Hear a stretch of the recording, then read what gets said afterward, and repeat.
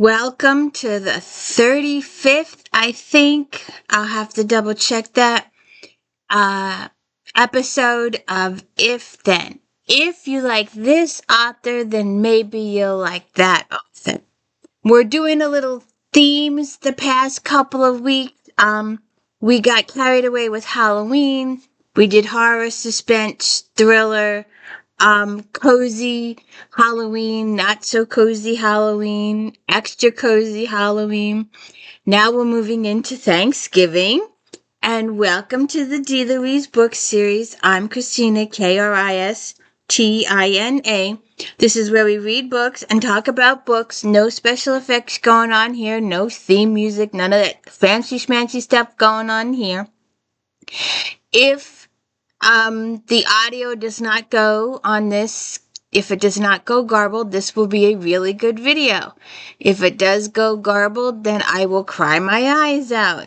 Because I worked really, really hard on putting all these books together. It took a while. It took a couple of months. And I could still continue to gather for months on end. But we're going to do about 20 Thanksgiving-themed books. Some of them are a little on the extreme side. Some of them, I've forgotten what their Thanksgiving tie is. I'm like, huh? Why did I choose this for Thanksgiving? I don't remember. So we'll just go through them together. Maybe if you decide to read some of the ones that are like, why is this Thanksgiving?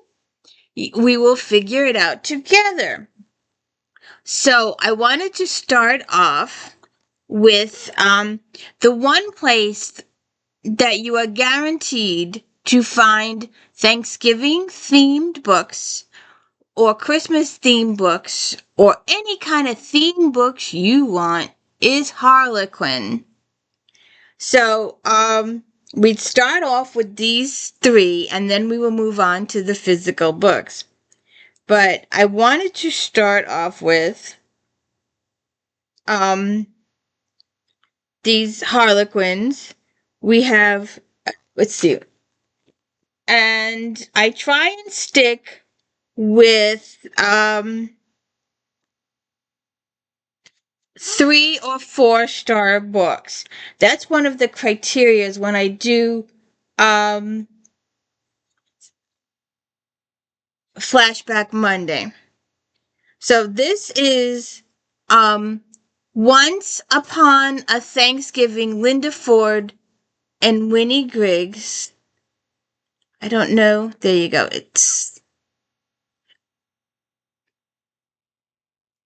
Oops.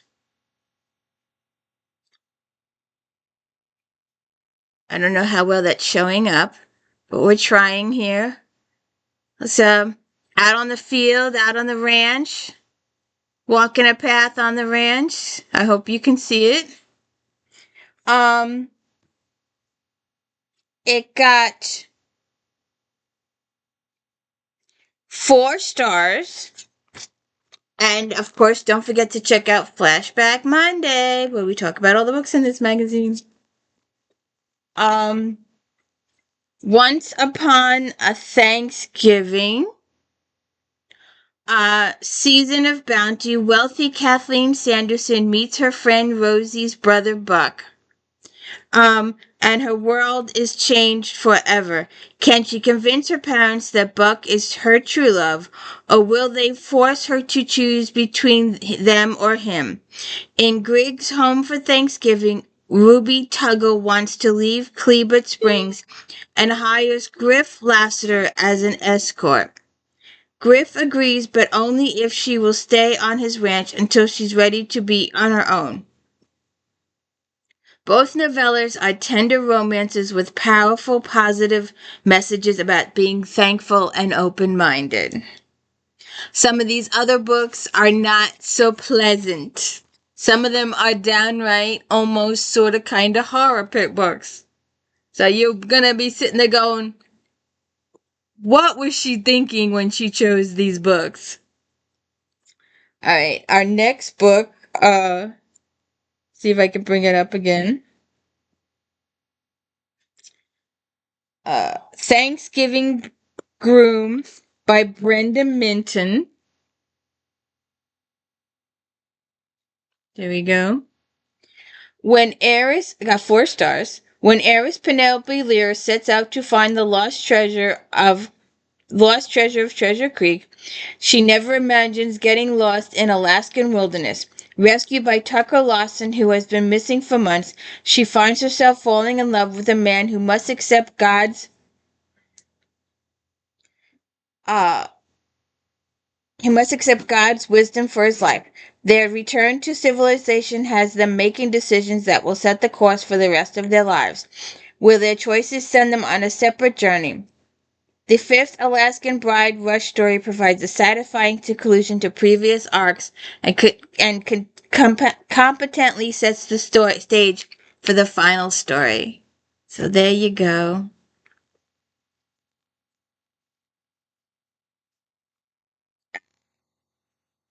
And our last Harlequin.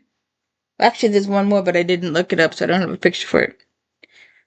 Come on.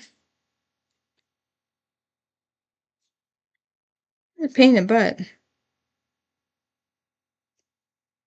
The Loner's Thanksgiving Wish. 4 stars. To satisfy the conditions of her grandfather's will, Maya Clayton has returned to the hometown and family that's never seemed to accept her. Both sides of her family are at odds, and Jack McCord, my high school crush, is linked to the wrong side. He may be able to get on her mother's good side when he offers to track down Mai's missing brother. Someone seems determined to run Mai out of town. Can a Thanksgiving meal mend the rift in her family? Hello. Really touching, heartwarming stories. What do you think so far? Shall we hit the physical books or what? As long as we don't get garbled, we'll be okay. Right, Missy? Right, Miss Sandy? If you haven't already, please check out Miss Sandy's shorts and my Star Trek recaps on Friday and my if-thens on Monday. So here's one that's obviously Thanksgiving. Thanksgiving Blessing, Marta Perry. As a widow with 2-year-old twins and struggling orchid, Rebecca King's dreams of expanding her business seem near impossible.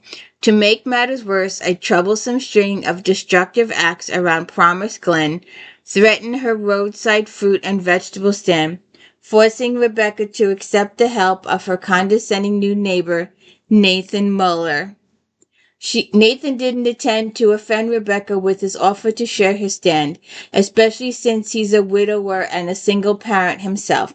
He admires Rebecca's strength and kindness in the face of adversity, if only they hadn't started out on the wrong foot.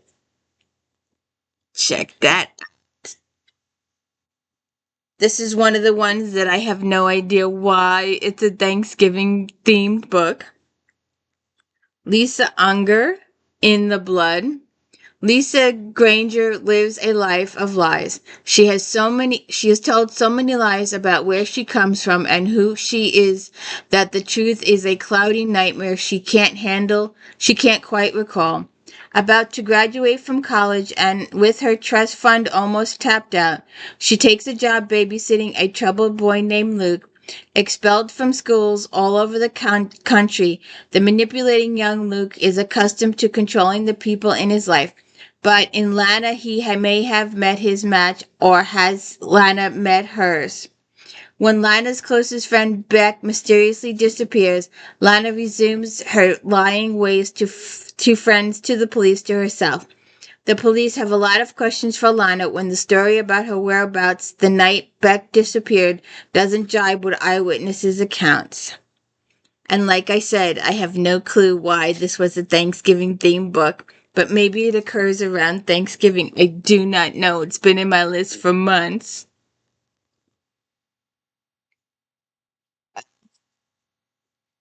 I should have dug up one of my pictures of me skating. I was heavily, heavily into ice skating as a kid. but this is roller skating.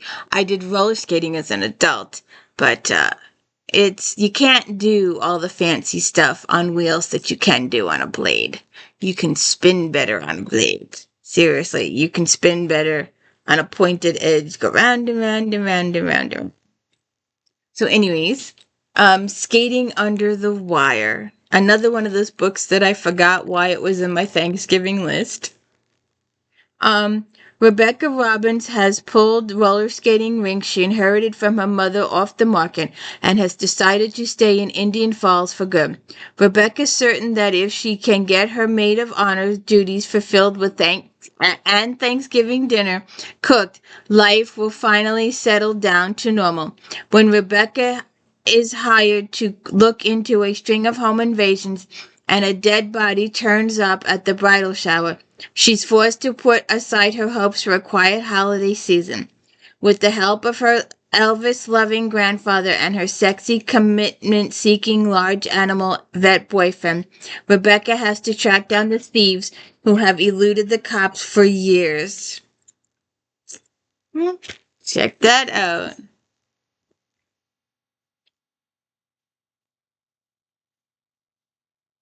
The Grave Soul, Ellen Hart. When Guthrie Hewitt calls on restaurateur and private investigator Jane Lawless, he doesn't know where else he can turn. Guthrie has fallen for a girl, Kira Alder. In fact, he was planning to propose to her on Christmas, but his trip to Kara's home over Thanksgiving made him uneasy. All her life, Kira has been haunted by a dream, a nightmare really. In the dream, she witnesses her mother being murdered. She knows it can't be true because the dream doesn't line up with the facts of her mother's death.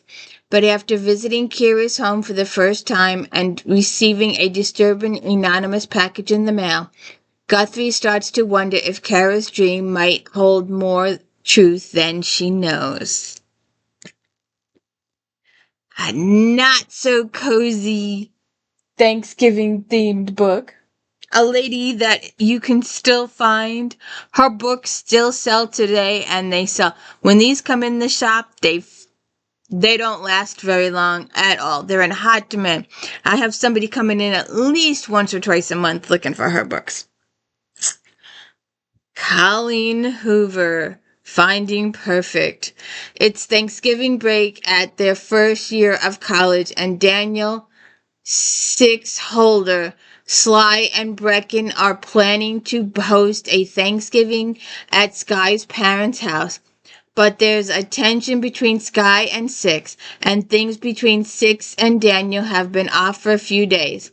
Encouraged by his sisters to dig deeper, Daniel finally asks Six the hard questions he hasn't dared to bring up since they last spoke about their shared secret, and discovers their secret is exactly what's adding a tinge of sadness to the holidays for Six, as they both feel the hopelessness of possibly never knowing what may have happened after Six's time in Italy. Daniel does everything he can to help the one person he loves most in the world. Finding Perfect.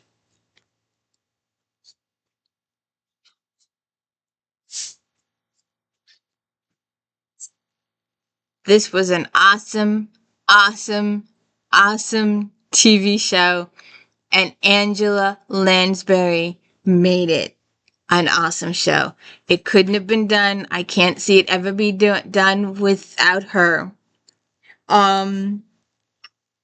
Murder, She Wrote, A Fatal Feast. We retraced our steps, the moon playing a hide-and-seek with the clouds. When we were halfway home, they parted and full moon came out to life, shedding light over the swath of weeds that ran alongside the road, the feathery heads of dried grasses rippling in the breeze. We were within yards of the house when George stopped. "What's that?" he said, pointing to an area of tall grass to our right. I squinted to see what had captured his attention. Something in the grass now glistened in the moonlight, tiny specks of brilliance twinkling like earth-bound stars. It wasn't until I was 10 feet from it that I recognized what it was. the hilt of Seth's knife. That should have been cause for celebration, but there would be no celebration. The elaborately crafted carving knife protruded from a body, a man's body, from the glimpse I saw of his clothes. The moon had washed out the colors. It wasn't until George knelt beside the victim and swept away the whippy grass that we saw the lifeless eyes. Fatal Feast.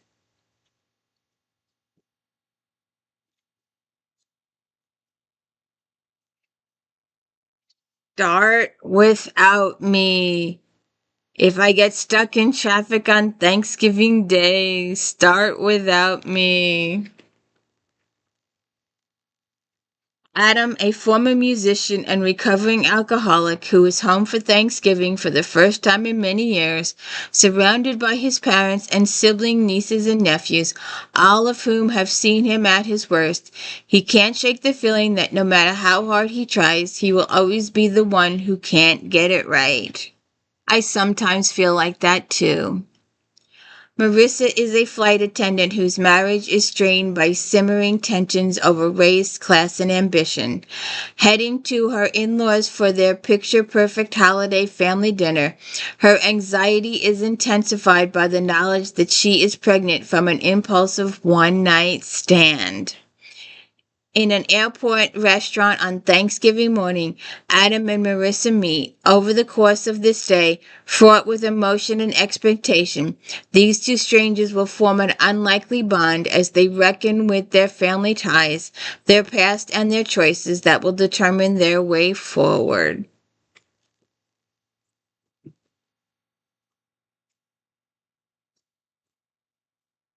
Another one of those books that I'm like, what's this got to do with Thanksgiving? John Lescroart, The Keeper. Kate Chase, wife of Hal Chase, a guard in the San Francisco County Jail, has disappeared. By the time dismissed Hardy hears about it, Kate has been missing for 5 days. The case has become a suspected homicide, and Hal is the prime suspect. He wants Hardy as his defense lawyer.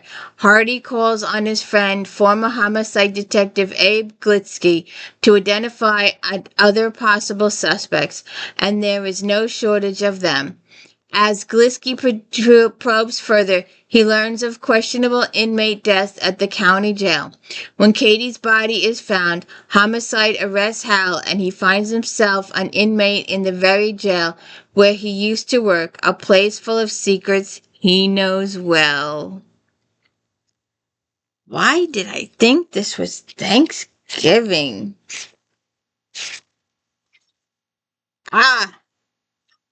You know what the first sentence says? At 7:15 on the Monday morning after Thanksgiving, dismissed Hardy sat at his dining room table, the San Francisco Chronicle spread out before him. He reached for his mug of coffee, took an all but unconscious sip, put it back down. So that's why I thought it was Thanksgiving.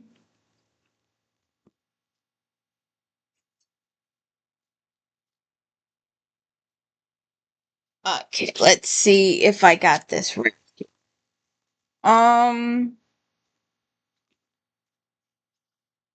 Another book, but this one I have the review for. Aren't we special? Not.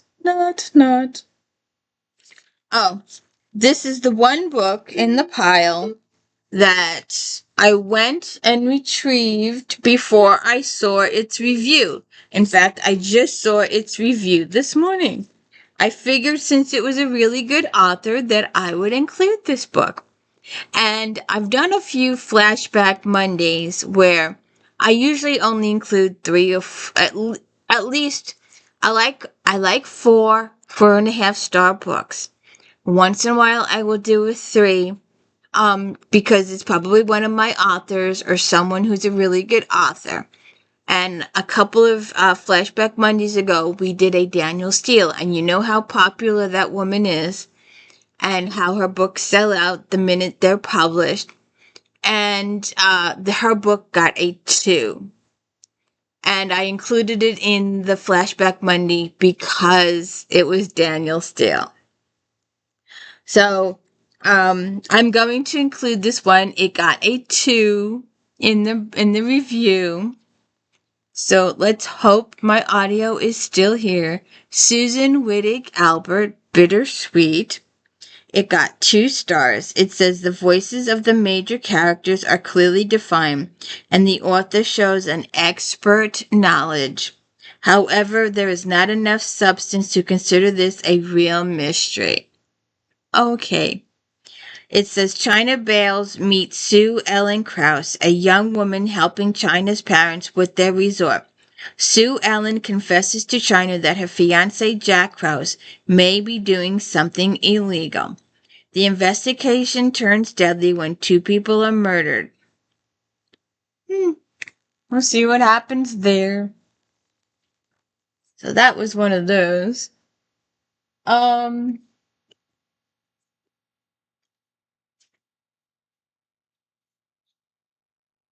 Shoot. Forgot to look this one up. Twice Told Tale. Planning for Thanksgiving, they've recently launched their online store, where one anonymous bidder is offering a suspiciously high price for an antique book, and Darla doesn't need Hamlet's special senses to know that something isn't quite right. However, there's no time to think about that after Darla roped into helping Bridezilla, Connie Capella, get ready for her big day. After looking at wedding dresses, Darla and Connie head to an antique store to find her something old, but they find someone dead instead. When Darla learns that the owner of the shop sold a copy of the book that her mysterious bidder is after, she suspects she'll need Hamlet's help to discover who penned the poor soul's final chapter before someone else reads the last rites. Interesting.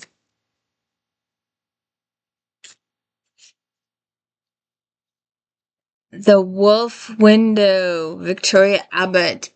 Vera Van Alst doesn't normally receive visitors without appointment, but she agrees to see the imperious Meryl Delago upon arrival.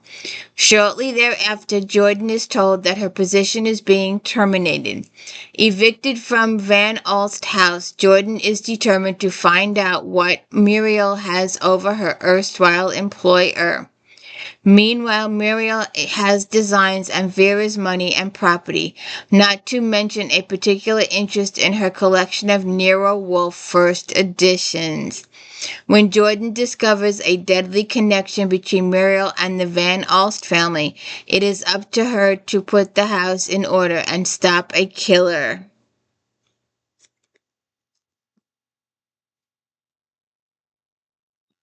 Okay.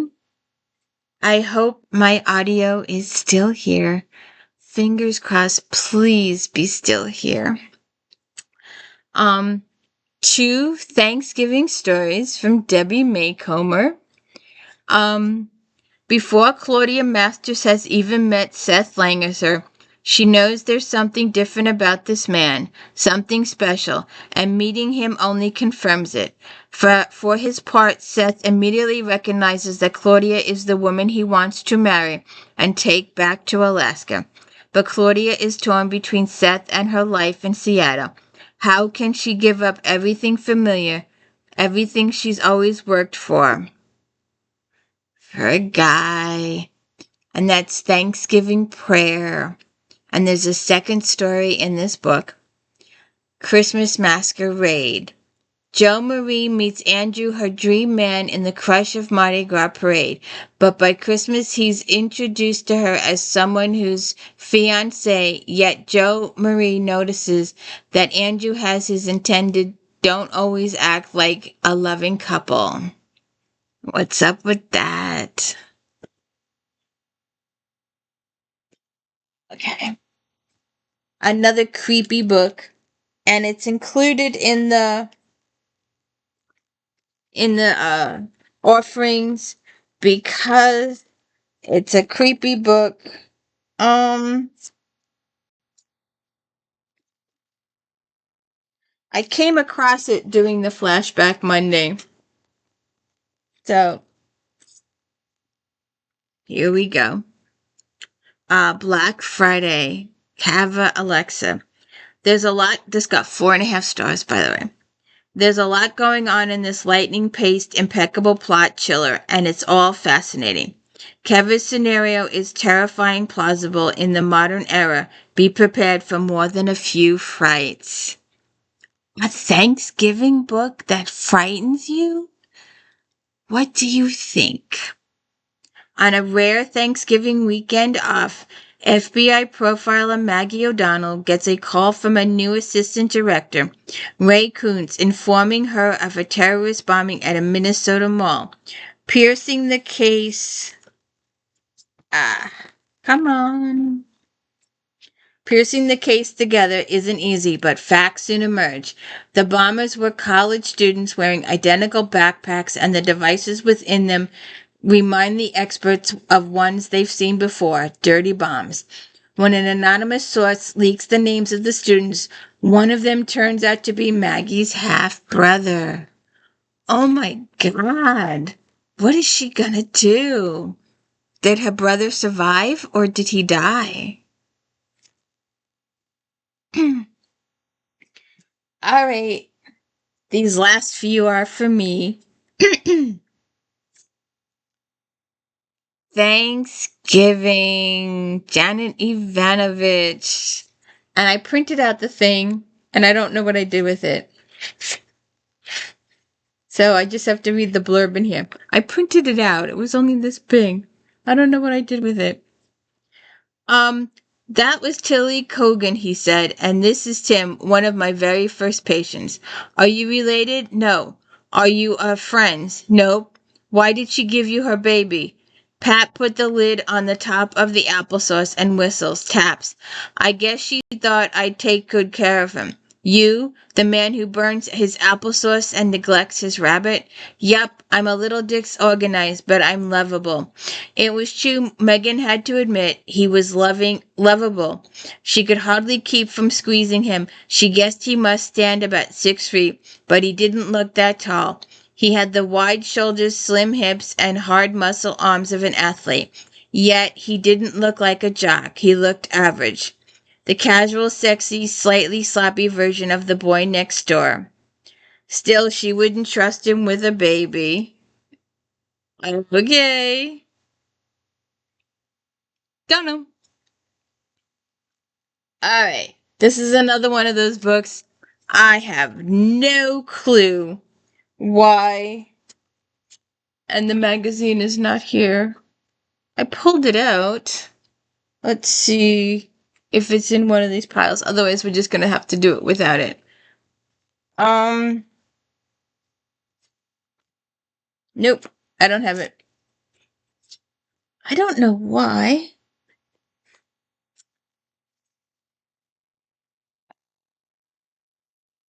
I don't know why.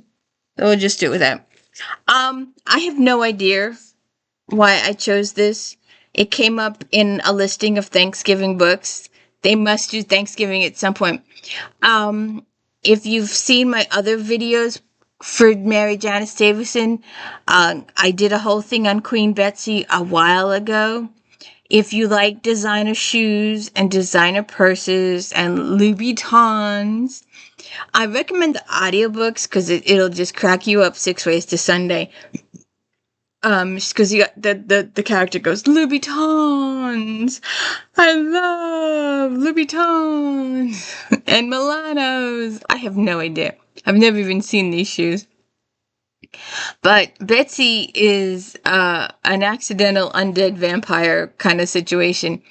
And you have to read the books in order to follow the sequential series of her and her friends, and her sister is Satan, and her mother is messed up, and it's a really messed up book. If you can put aside all your preconceived knowledge of vampires, the dark, the blood, the seduction, all that kind of stuff. And just pretend that normal people who spend more time thinking about fashion, you'll like these books. Queen Betsy Taylor strikes a bargain with the devil in order to gain the ability to read the Book of the Dead without going mad and finally discover all its secrets. There's just one little catch. Betsy and her half-sister Laura must go to hell, just long enough to make nice with Laura's mother, aka Lucifer, and also take a detour through time. But time travel proves to be an alarming journey for Betsy and Laura, and they do something and it messes the present time up. You know, that space-time continuum and the flux capacitor and all that kind of stuff. They mess it up something terrible. You'll have to go check out my reviews for all those. Okay. I love this series. I reviewed all the books in this series. And when the next one comes out, we'll do the next one. Rockabye Bones, Carolyn Haines, a Sarah Booth Delaney mystery. The only woman I know who takes her cats and dogs to a murder scene. Sarah Booth Delaney knows the perfect way to begin recovering from both the recent attack on Scott Hampton Blues Club and her broken heart. She's going to host a Thanksgiving feast for all of her friends at her ancestral home in Zinnia, Mississippi. But one bitterly cold night, with the holiday just around the corner, Sarah Booth awakens to the instant ring of her doorbell. She opens the door to find a newborn baby in a basket sitting on her front porch, and a pool of blood slowly seeping out of the basket. Before she can respond, an engine guns and a dark vehicle takes off. After the police and doctor ensure the baby is otherwise safe, Sarah Booth calls Tinky Richmond, her partner at the Delaney Detective Agency. They both know they need to do everything they can to find the baby's mother, even if they start to fall in love with the baby themselves. And we all know that Tinky was having trouble conceiving and really doesn't want to give up the child. These are good stories. I love this series to death. I really do. And please hope that my video is still not garbled or anything, because I'm getting to my two favorite books, my two favorite authors. In fact, you will see I'm reading the current book right now, and I'm getting ready to do a review in this series. I would love to just sit here and read these books all day to you. The first author is my favorite author in the entire world. I did all 60 books. We just did one the other day. We gotta wait till February for the next one. Did I have this pulled out? I guess I never got to this one.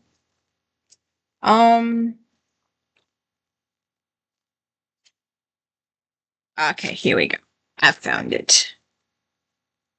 We will talk about this book again when we get to this magazine. We are currently, we just finished 2011. We are heading into 2012. This book got 4.5 stars. Thankless in Death. While Lieutenant Eve Dallas will never be a big people person, her slow evolution to allowing friends and loved ones into her heart and life has been an important subplot of this outstanding series. An interesting twist in the book is that there is no mystery about the murderer's identity. The story is a race against time to find and stop this vindictive killer before he strikes again. It's days before Thanksgiving, and Eve is stressing both about the upcoming ceremony awarding her a Medal of Honor and the arrival of Rourke's Irish extended family. Then she gets the case of Reinholds, who were brutally murdered at home. Shockingly, it quickly becomes apparent that the killer is their missing son, Jerry, who not only slew his parents but also stole their money. He has a long list of grievances against a variety of people. And now that he has stolen all of their money and other people's money, he turns into a very, very evil kid. But the heartwarming stuff with Rourke's family is just awesome. He's getting used to having a family. If you have not read these books, start with Naked in Death, Glory in Death, Immortal in Death, Ceremony in Death. We go through all of my videos. I've done them all. And I read extensively from these books. I enjoyed the heck out of these books. I love Rourke's family, Siobhan. They're just awesome people. And the kid that wants to take after Eve and be a cop and all that kind of stuff, he's so cute. And Peabody and McNabb. Eve is a lieutenant in the New York City Police and Security Department. She's married to the richest guy on the planet. Peabody is her partner. McNabb is Peabody's real life partner, but he's also a detective in EDD. Feeney is Eve's former partner, trainer. He's now captain of EDD. Whitney is the big boss. Mira is the shrink. Mavis Freestone is her friend. And I'm hoping that after 60-something books, we don't have to be reminded that Mavis met Eve when Eve arrested Mavis. It's becoming old, really, really old. And Nadine and her rock star boyfriend by now, and the whole slew of them. Charles. They're just awesome people. This is an awesome series. And you can get online and talk about these people like they're real. Okay. Now, this series. You have to... The one complaint that I have about her is that she doesn't put a list of her books in the front of her books. These are hysterical, laugh out loud to you, pee in your pants books. They are so funny. When Fortune, Ida Bell, and Gertie beg a body on their turkey hunting trip, the quiet enjoyment of a fall is over. No one really knew Miles Broussard well, and as he'd recently sold the building his business was in to retire in another state, no one could explain how he ended up murdered and dumped in the bayou. Allie Lamarck has been waiting her entire life to open her bakery, and that day finally arrived when she purchased the building from Miles. But when she visits the site late at night and interrupts an intruder, she comes away with a crack on her head and concerns about why someone would break into an empty building. Does the building have secrets? We shall see. Oh, I love these books. I love these books. They're so awesome. I just love these books. I could just read them forever. So those were our 20 Thanksgiving books. I hope you will go and check them all out. Maybe you've got an idea. Maybe you like the romance ones better. Maybe you like the mystery ones better. Maybe you like the silly ones better. Next week we're gonna do Thanksgiving ebooks. Some of really good books are only available as ebooks.